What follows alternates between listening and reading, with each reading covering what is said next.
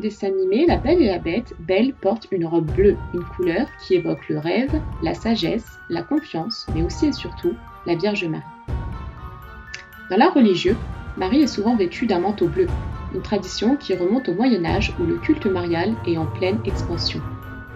Belle porte en fait tous les attributs mariaux traditionnels. Pour la Sainte Bernadette Soubirous, Marie était en effet vêtue d'une robe blanche, d'un voile blanc, d'une ceinture bleue et d'une rose jaune. Dans la chanson Belle, un seul prénom est d'ailleurs prononcé et c'est celui de Marie. Marie, éveillez! Dès les premières minutes du dessin animé, les villageois soulignent la grandeur et la singularité de Belle. C'est vrai qu'elle ne ressemble à personne. Non, elle ne ressemble à personne, elle ne ressemble à personne, c'est elle. Alors que les oiseaux volent habituellement en V, on les voit suivre une étonnante formation en M comme les initiales de Marie. Or, d'après la tradition catholique, les apparitions mystiques de Marie au fil des siècles auraient justement formé un M dans le ciel français. Dans le dessin animé Le Bossu de Notre-Dame, Belle fait même son apparition devant la cathédrale Notre-Dame de Paris. Étant donné que la Vierge Marie est la sainte patronne de la France, il n'est pas étonnant que Belle soit française. Belle est en fait d'origine alsacienne. Le dessin animé La Belle et la Bête a en effet lieu dans un village typiquement alsacien. On peut même apercevoir la place du château du Haut-Écouichem avec sa fontaine Saint-Léon dans le dessin animé. Le dessin animé La Belle et la Bête 2 est lui entièrement consacré à Noël. Ce n'est pas étonnant quand on sait que l'Alsace compte parmi les plus beaux marchés de Noël au monde. Dans le dessin animé, la Belle apporte à la Bête le salut dont il a besoin pour guérir de son infirmité. À l'origine, la Bête était un beau prince du nom d'Adam, comme le premier homme.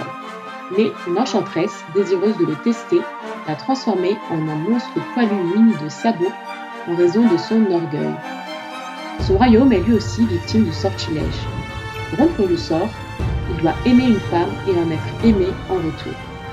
Une rose est utilisée comme compte à rebours pour symboliser l'espoir de cette guérison. Or, la rose est justement un des puissants symboles associés à la Vierge Marie. Le lien entre la Vierge et les roses est présent depuis l'Antiquité. Dans différentes œuvres, Marie est représentée dans une roseraie ou avec une rose en main.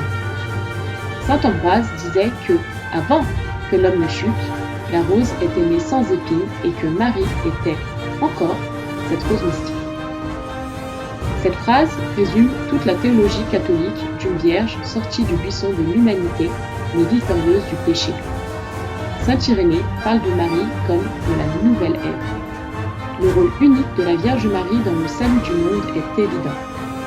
Marie est venue sur terre pour offrir une seconde chance à l'humanité depuis la chute du Jardin d'Éden. Si la Vierge Marie et Belle sont toutes les deux des femmes douces, elles sont aussi des femmes de caractère qui font fi du qu'en dira-t-on. Dans le dessin animé, Belle fait preuve de beaucoup de courage en cherchant à découvrir à ses risques et périls ce que la Bête lui cache dans l'aile ouest.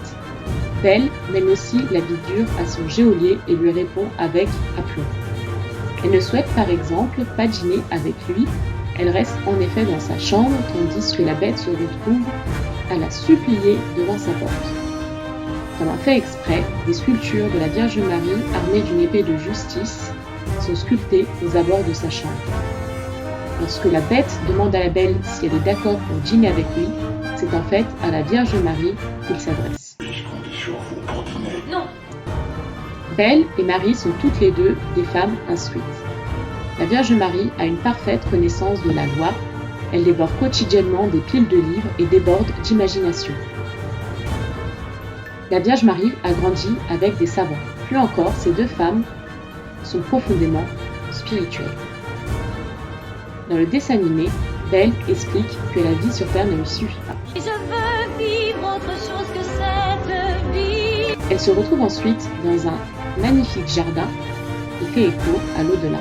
Belle dit en fait clairement qu'elle veut rejoindre le ciel. Je veux m'envoler dans le bleu de l'espace. Sa prière nous rappelle l'Assomption de Marie qui s'envola dans le bleu du ciel d'après la tradition catholique.